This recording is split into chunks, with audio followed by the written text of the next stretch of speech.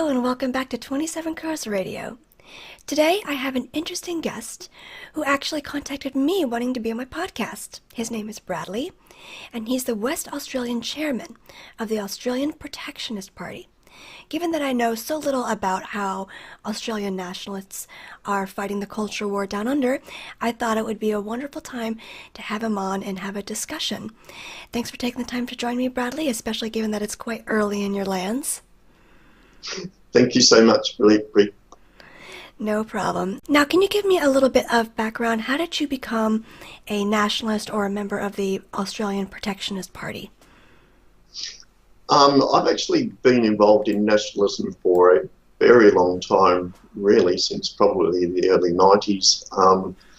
It was just probably a natural thing for me, I guess. There was certainly no gotcha moment or anything like that. It was, you didn't gradually get red-pilled?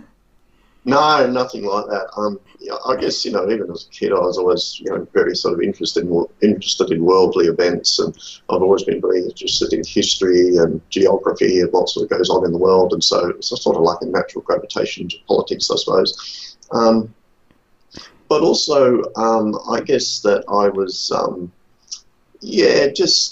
really inclined toward, I guess, being a sort of person who likes things to stay the same rather than change too much. I was probably more inclined to conservative politics. It was just an easy thing from there.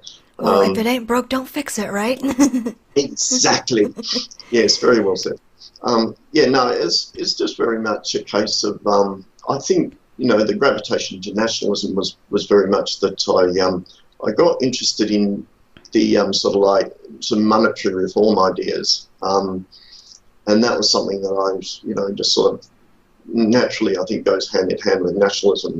The idea that the current monetary system that's in use in the world is highly flawed, and that it can be and should be reformed. And so instead of having like a type of private central banking type system, we can have sovereign nations issue their own money supply and basically take back control of their nations in that way, and that's something that just appealed very much to me.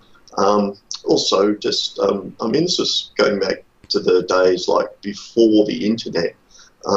Back in those days, it was always it wasn't, if you wanted alternative information, it wasn't quite as readily available, so you had to dig a bit more for it. And but there was plenty of it around if you wanted it. And I guess I always kind of have been one of those people that's just inclined to be a truth seeker. I've always wanted to know, what the truth is, and so I think that, the more that you look for the truth, the more you discover it. And so I guess that, just took me more and more to nationalism, and then I became, more and more educated about race, learning about, the science of race, and learning how, race is a significant factor in the human drama, and also, just noticing the general changes in Australia, where I grew up myself in a small country town in Western Australia where the population was about like 99.9% white. Lucky you. It was a really good environment to live in, and I guess to grow up in, and I guess I kind of learned from a young age the value of living in an all-white community sort of thing. But it was just reading about other things that were happening in the country with the increased importation of Asians in particular into Australia, and how that was just really increasingly changing Australia, and I think changing us in a way that was not Australian, right? Exactly. Increasingly it becomes, more Asian and less Australian. And, I use the term Ostindistan, which is sort of like my take on Australia, China, India, sort of Central Asia, Middle East. I mean, that's increasingly, what we're becoming. And I guess I don't really agree with that. Yeah. I think it's one of those things. I mean, I'm not saying we can't coexist with non-whites. Of course we can coexist with non-whites. We've always had, non-whites in Australia, besides the Aborigines, of course, there's always been non-whites in Australia ever since we first became a nation, but it was only since we sort of abolished the white Australia policy and then started to be, bring in large numbers of non-whites and these, sort of go full on with this multiculturalism and this, where diversity then increasingly becomes like hyper-diversity. And, right. yeah, that's the part that I didn't agree with it. Of course, that trend, of course, is happening in so many other Western European-based countries. And, increasingly I'm concerned about that. Well, I can definitely see that you would find it more valuable given that you were raised in a 99.9, as you said, % white neighborhood growing up and then gradually seeing the change. That's kind of how it happened for me as well, where the neighborhoods were pretty much white when I was little. Then I noticed wherever I moved in the U.S., there was already a presence of a lot of minority groups. But like you said, you guys are experiencing it more from the Asian side. So how did this party come about? How was it born? Australian Protectionist Party was formed in 2007. It's basically an attempt to revamp the original Australian Protectionist Party, which was around in the very early days of Australia. I think it began in like 1892 or something. Australia's first founding fathers were men like Sir Edmund Barton, Alfred Deakin, Sir William Lyne, Sir Charles Kingsford. These men were sort of like the early protectionists. Australia first became a nation in 1901. That's when we first became a federation. And the Australian Protectionist Party was in an alliance then with the Labor Party, and they sort of formed the government. And I guess the values that they had back then, I guess we sort of relate to them now because, they introduced at the time the White Australia policy, also trade protectionism, the idea of paying a decent wage to Australian workers and protecting their, workers' rights and protecting their interests and not, because they were always concerned about cheap foreign labour coming in, cheap Asian labour. And so, in the very early days, the Labor Party now, by stark contrast, is nothing like the Labor Party than it once was, unfortunately. Sounds familiar. Yeah, exactly. But, I guess Australian Protectionist Party, but the old Protectionist Party, I can't remember exactly what happened to them. I think they merged with another party. That was a long time ago. So 2007 was the beginning of the new version of the Australian Protectionist Party. And I had a friend who was very involved in that. He was the original West Australian chairman before I was. And it was just obvious to me that this was, I think, the right political party in Australia from a philosophical, ideological point of view. And I wanted to get involved in that because I think it's so important that, when you have nationalism, when you have nationalist political parties, you've got to sort of like get the ideology right, the philosophy right, and I think have good, reliable people involved in the movement as well. Good people who, don't have excess baggage, don't have criminal records, just good, ordinary Australians who are reliable people that are. The leadership group of my party has all been. All of us have been involved in nationalism for a very long time. Long before the Protectionist Party, we've been involved in other organisations. So it's sort of like, I think it's sort of important to have done the hard yards, if you like, paid your dues, so to speak, because a lot of the time in nationalism, it's not an easy road, nationalism. A lot of the time we're shining torches through long, dark, lonely tunnels. But, that's what we do in nationalism. That's what we do, right. Because somebody has to shine those torches. Somebody has to light the way. Somebody has to lead the path for others to follow. We don't take this road because it's the easy road. We take this road because it's the right road. And somebody has to do it. It's very much like,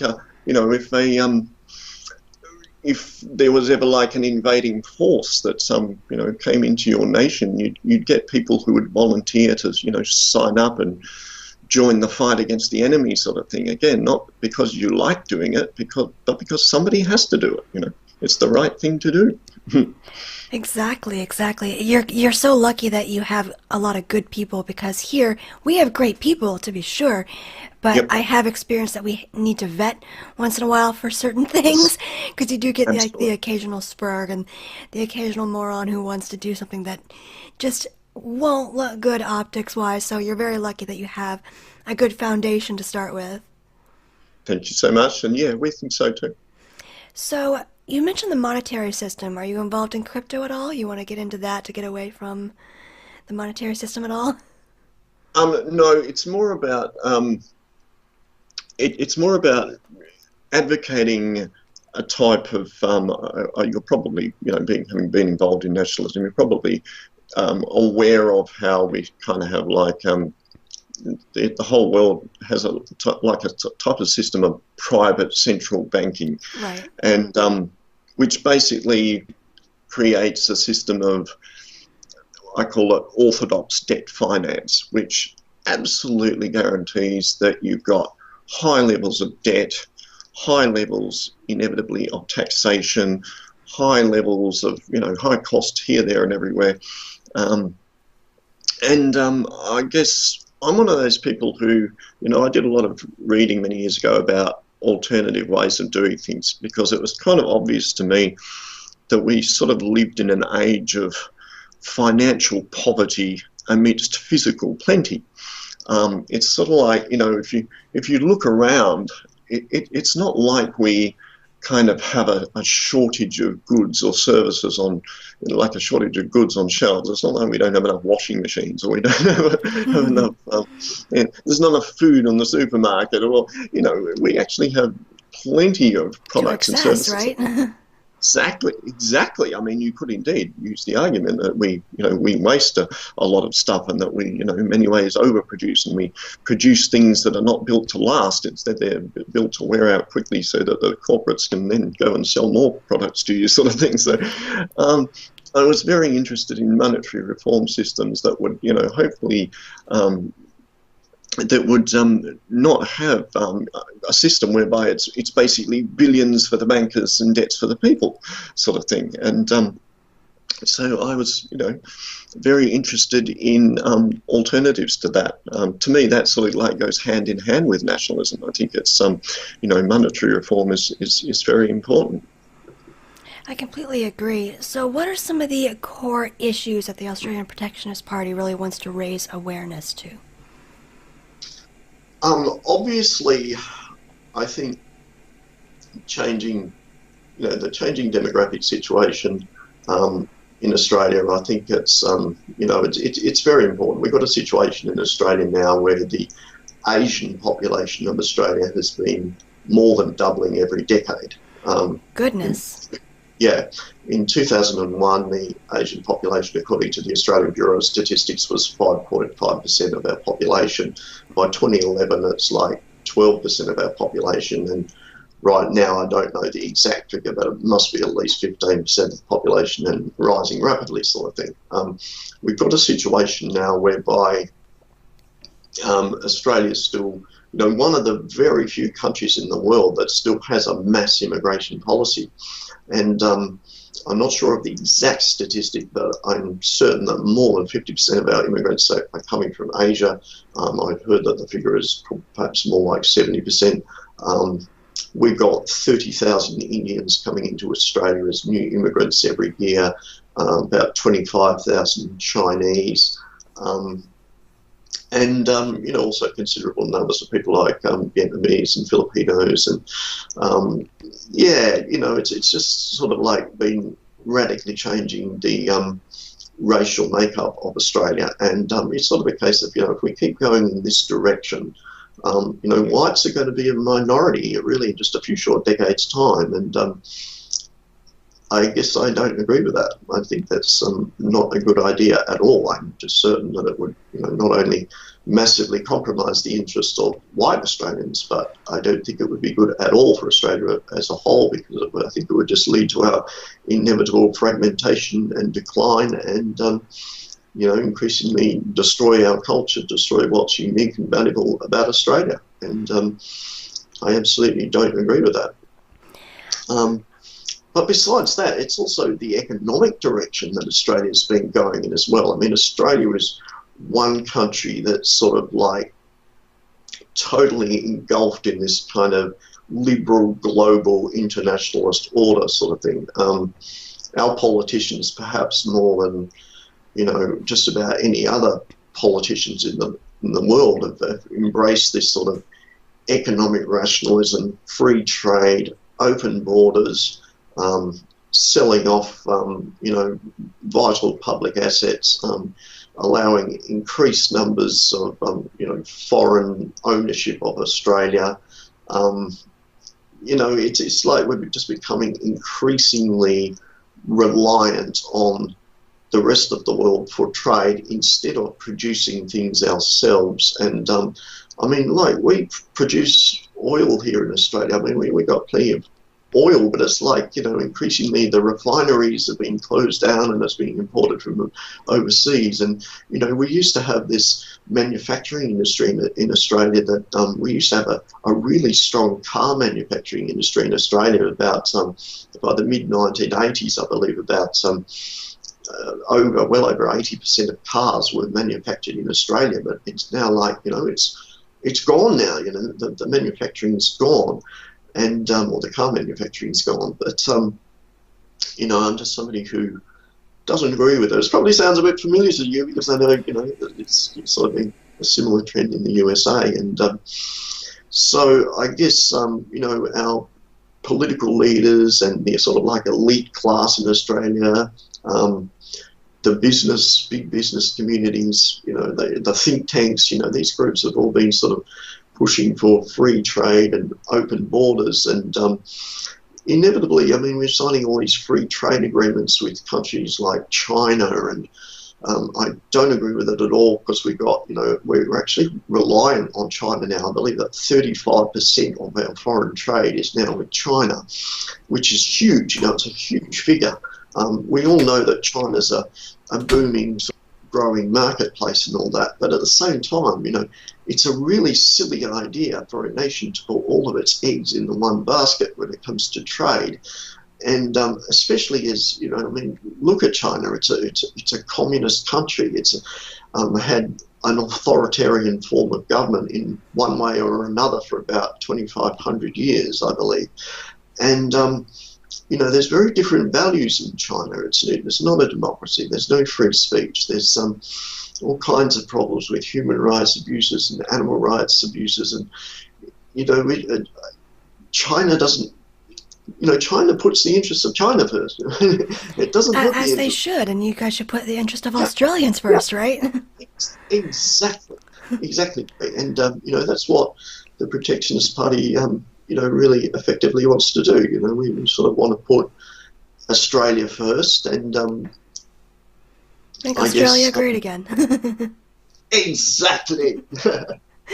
I had no idea that Australia had such a great independent infrastructure to the point where you guys had a lot of oil refineries and such in your own car industry. I guess my own naivety, I didn't know a lot about Australia, but it's sad to hear that so many of your resources that could help you to be independent are being taken away because they give you no choice but to be dependent on these foreign nations that aren't going to put Australia first, right? Yeah, that's exactly right, Bree. Australia actually has 98% of the world's mineral types. We also have abundant oil resources, enormous natural gas resources. We have, very great sort of arable land. I mean, okay, most of Australia is desert, but we still have plenty of good arable land that's, being well looked after, and it's considered, fairly clean and green, and, we've got good agricultural land, we've got a good timber industry that's well managed, and, there's so much natural resources here in Australia. We're a major producer of wheat, major producer of beef, major producer of wool, it's sort of like the primary industry in Australia has, always been strong, but increasingly we're sort of relying on primary industry, on sort of like, exporting our primary industry and then importing back, the finished product, the secondary industry sort of thing. And I guess, I think, for various socio-economic and security reasons, I'm very much of the view that it's better if we kind of try and manufacture more things ourselves and not just, sort of like become this, what's known as a banana republic, where you just sort of export everything and then import back the secondary industry, or import back the, the manufactured products.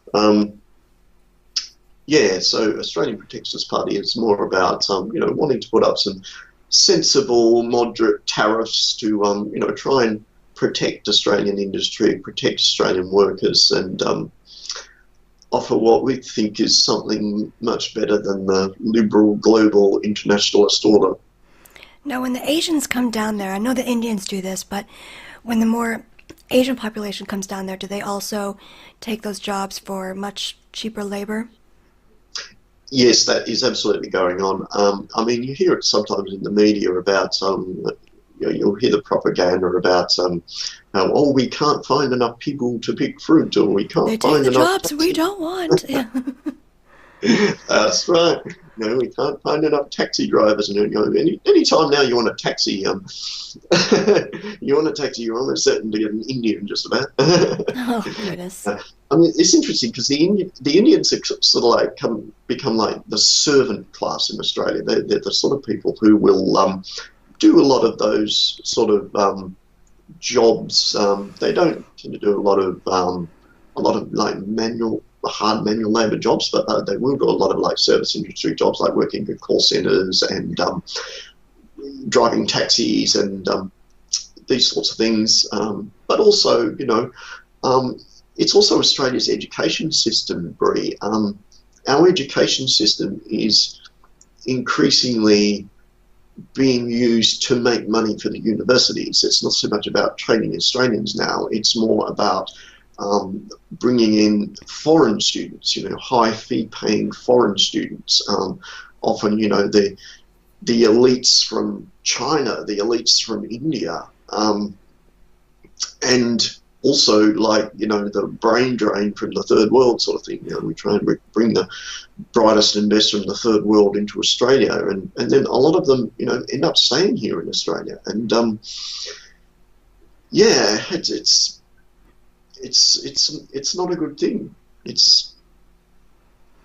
And ultimately they end up taking your jobs that citizens of Australia should be getting, and I bet that riles up some resentment, does it?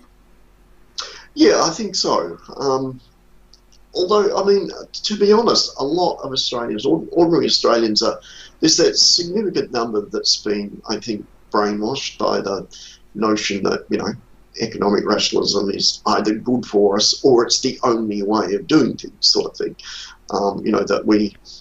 And that's one thing I don't like about Australia. Australia is almost like, when it comes to our economic policy, we're almost like the economic whore. We're almost like an economic prostitute. It's like we'll sort of like sell off anything to anyone. I mean, we're even selling uranium to like countries like India, China. Weird. The United Arab Emirates, which is like a country in the Middle East that has a nuclear industry now. Yeah, that's not good. Yeah, I mean, I'm kind of more of the view that you sort of like try and keep, nuclear material out of the hands of those types of people. Meanwhile, they're trying to disarm our own countries, right? Yeah. While it's giving uranium to our enemies. Yeah, so it's sort of like, I just think we need to be a little bit more choosy and a little bit more ethical as about, who we sell produce to. I mean, the Chinese, for example, are apparently given us a guarantee that they won't use our uranium in their nuclear bombs. So it's like, yeah, I believe you. Now, even if that was true, it simply means that they could divert other uranium for nuclear bombs. But just goes to show they're not just buying it from you, right? Yeah. Oh, yeah, that's man. how it is. So, It's like, politicians have just embraced this mindset of sort of, economic growth above all other considerations. And I don't agree with that. It's not just Australia. I mean, that's a common theme in other Western countries now as well. And I don't agree with that. I think I think that if you look around the world and you look historically, it's sort of like, every society or every empire or every nation sort of like has something that it values as its most valuable thing. Like, for example, in the Muslim world, it's Islam. They put Islam above all other considerations. In the Roman Empire, it was like, the military and the empire was sort of like put above all other considerations. That's probably true with a military state like North Korea today.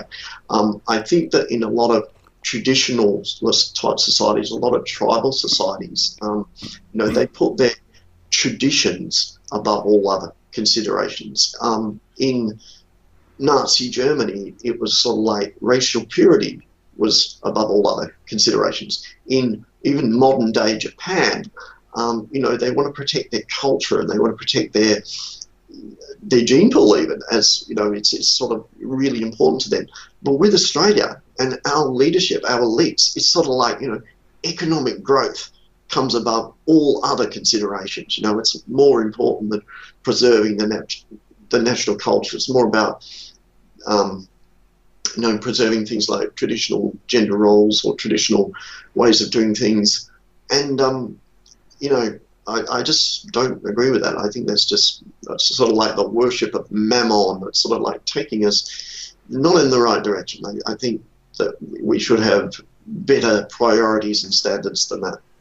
Well, I think a lot of my listeners will absolutely agree with you. Can you give me some examples of the cultural Marxism you've seen in Australia, and maybe is there a lot of anti-white type of things going on? Yes, absolutely. It's like the UK and probably your own country and a lot of other Western countries. I don't think we're quite as bad as the UK in terms of government tyranny there, where somebody writes something on Twitter and they're hauled before the courts for it or something. Right. I mean, we do have racial vilification laws in Australia. Unfortunately, we don't have free speech enshrined in the Australian Constitution. I think we should. I think that's something that you Americans got right with your First Amendment. I wish we kind of had something like that in Australia. But we do have things like racial vilification laws and anti-discrimination laws, which, can potentially be used to silence debate on various sensitive subjects. The whole cultural Marxism thing is very strong in Australia.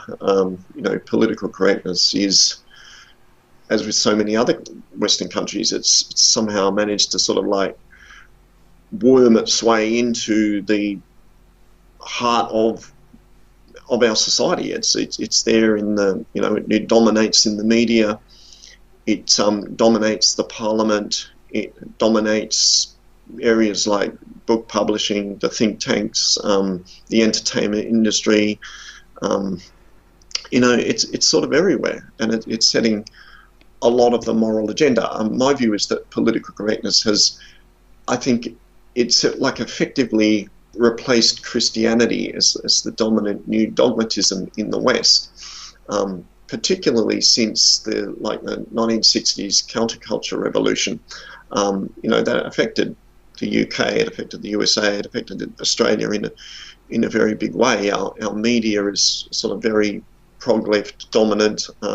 It's sort of like, the Murdoch press, which is probably a bit more sort of right-leaning. But we have like the Australian Broadcasting Corporation, which is the taxpayer-funded, basically far prog-left broadcasting Goliath. And then we have SBS, which is the national multicultural broadcaster, which is also... they have their own broadcaster, wow. Yeah. taxpayer funded as well, although they do have some corporate, there is some corporate funding there as well. But yeah, there's a lot of influence with political correctness, no doubt. Yeah, I guess that's one of those things that we have to combat. So is there a sense of white guilt among the white Australians like we tend to see in Europe and the US? Yeah, look, I think it's one of those things. If you look at what's the situation with the Aborigines, when Australia was, when the British first came here in 1788, inevitably they encountered the Aborigines. And, the obvious clash of civilizations. The Australian Aborigines are, basically isolated on the Australian continent for thousands of years. I don't know exactly how long. There's all sorts of different hypotheses with regard to that, but we do know that it was a very, very long time. And the thing with the Aborigines is that they never had cereal crops, nor did they have beasts of burden, which basically meant that they couldn't create civilization here. They largely remained a very nomadic and primitive and tribal sort of people. And kind of like Africans, where they never invented the wheel, sort of thing. Yeah, they did not have the wheel. They did not have a written language. They were very clever in some ways in terms of things like surviving in the desert or being able to track. Which something went missing in the desert. They're very good at, finding it. But there's no doubt. When the British came to Australia, it was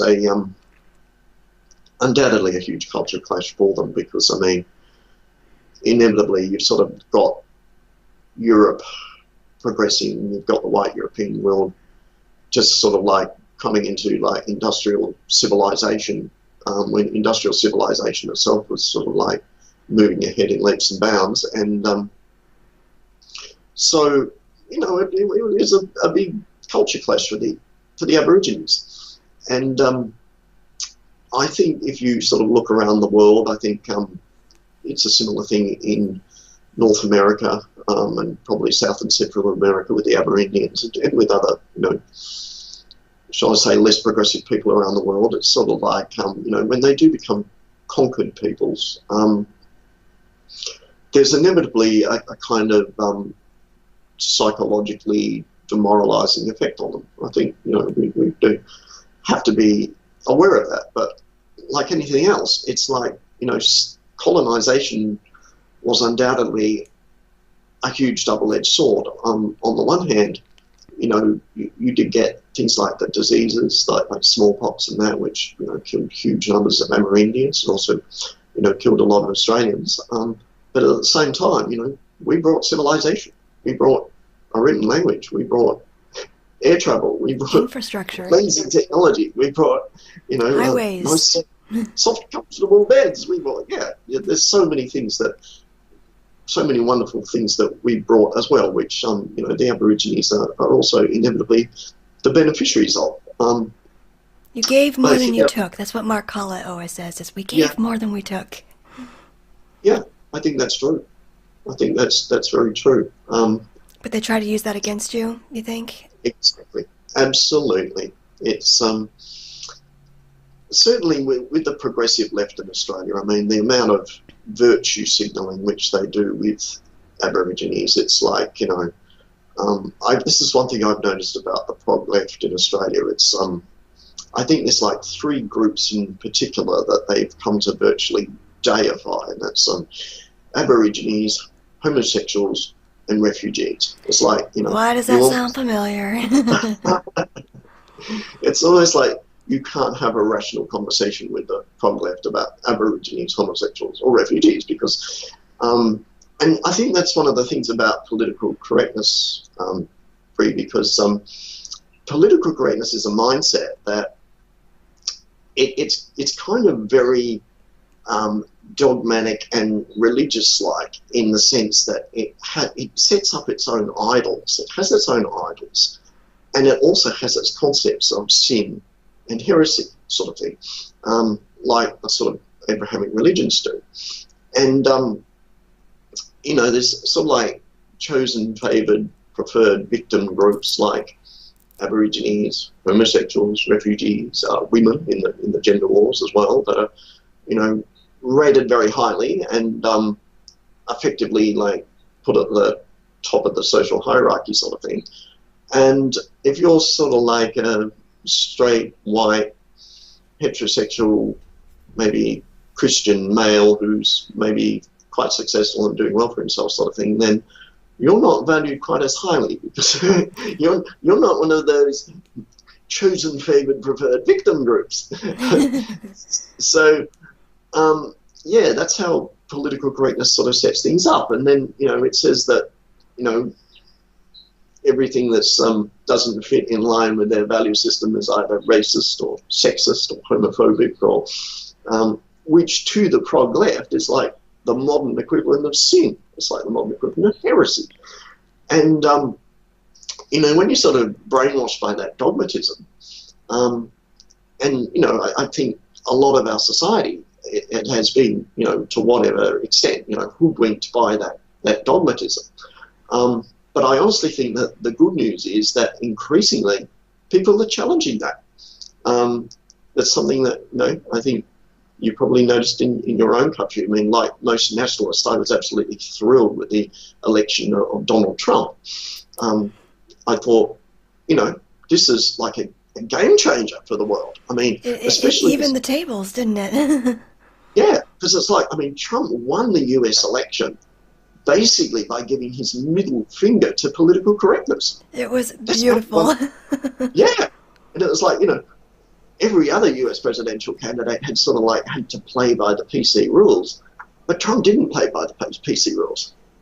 And he said not only was he not going to play by the PC rules, but he was almost deliberately not PC. And Americans, seemed to really like that. They were in tune with that. And not just white Americans, obviously large numbers of white Americans, but even, obviously many non-whites as well were obviously, sick of political correctness. It was like, you were absolutely done with it. You were finished with it. And, I think that raising resistance to it. I call it the social pendulum break.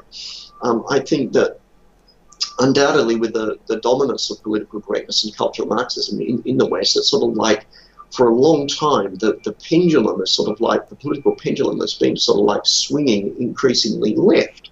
And political correctness is not static. It's fluid, It's continually trying to move things in an increasingly progressive left direction. And it's like when the PC crowd get one, make one gain, they inevitably just try to push harder for the next game and the next game and the next game. And then they take it too far and then people go, whoa, whoa, whoa, was this always your agenda? Yes, that's right. They are taking it increasingly too far. Political correctness is being taken to ridiculous, over-the-top extremes, and also, I think, increasingly authoritarian extremes. And, you might have noticed that the prog-left crowd are becoming increasingly, I think, arrogant, dictatorial, increasingly, they've got this mentality of our way or the highway sort of thing. We're all for free speech until we're not, right? Yeah. But inevitably, I think that mindset, produces what I call a snapback effect. Inevitably, what happens if you keep stretching a rubber band too far? If it goes further than what the broader community is comfortable with, then inevitably, at some point, it's going to reach like a tipping point. It's going to be like that, like a snapback effect. And I think, we're in the start of that snapback effect now. I think opposition to political correctness is stronger now than it was 5 years ago, 10 years ago. I think it's growing all the time. I think that, the traditionalist type movement, conservative politics, the rise of nationalism in your country, the rise of the alt-right, it's gaining a lot of momentum, and I believe it will continue to gain more and more momentum. Here's hoping. Yeah, well, absolutely, I think it will. Because I think that if you sort of like try and understand, one of the reasons why we embrace political correctness is because of what's sort of like known as the universalist type ethic. I think that white European people generally, and it occurred probably like after World War II, or sort of like what they're known as the postmodern era. And I think that as technology developed, and we sort of had like that post-colonial period, also like we had greater access to what was happening in the non-white world. We had air travel, we had the tourism industry. I think that the other key point is that white European people were in positions of, or felt that we were in positions of luxury, comfort and strength. And I think because we were in positions of luxury, comfort and strength, increasingly we felt that we could afford to give consideration to non-white people. And then, political correctness, I think, increasingly is adopted a kind of mindset whereby we not just give equal consideration to the non-white people, but we give greater than equal consideration to non-white people. And in many situations and circumstances, that's kind of like how it's applied. And the PC crowd have kind of like adopted a morality that has them believing that they are vastly morally superior, yes, because they give preference and favour to non-whites over and above white people. And, that's a bit of a problem. Because, yeah, as you would know, white people are increasingly being replaced in our countries. Our group interest as a people is being increasingly compromised. If we keep going in the current direction, we are going to drive off the edge of the cliff. Yes. And we need to not drive off the edge of the cliff. We need to turn that vehicle around and go back the other way, because I think that if you look at the non-Western world, the dominant ideology or the dominant value system there is still based on what's known as tribalism. It's the West that's sort of embraced universalism, but throughout the non-Western world, they are very sort of like tribal and traditional. And I think, what the Western world, I think, is doing and has to do is increasingly go back to tribalism ourselves. And I think we will, because increasingly we are not in those positions of luxury, comfort and strength. We are feeling inevitably increasingly threatened by the changing demographic situation in the West. Also, I think the Islamic terrorism threat, I think that's a big thing. I think that's a real game changer in the West. It's sort of like, it's just sort of like a ringing of the bell in our ears. It's like sort of telling us, hey, wake up, you're heading towards the edge of the cliff. You can't go that way anymore, It is kind of the big wake-up call, isn't it? Yeah. This is what happens. Yeah, it is. So, but political correctness is still very strong. I mean, because of the brainwashing, anti-racism has become almost like a modern-day hysteria. But certainly, increasingly, that mindset is being challenged, and I think it will be increasingly challenged. And, bring that on. Absolutely, bring that on. Well, I think you've done a wonderful job with the Australian Protectionist Party. I can't wait to learn more and maybe read more of your tweets. I do follow your Twitter. Let my viewers and listeners know where they can find your work and learn more about the Australian Protectionist Party. Yeah, Australian Protectionist Party, we're on Facebook, we're on YouTube, we're on Twitter. Our website is www.protectionist.net. If you're an Australian, please get involved with us. We're good people. We have, I think, the right ideology, the right policies, the right agenda for Australia, and I think the tenacity to keep fighting for what we believe in. Excellent. Well, everyone from Australia listening to this, please go check that out. Send some support Bradley's way if you can. There's a video version of this podcast up at 27crowsradio.com and briefochet.com. Until next time, everyone, take care. Bye.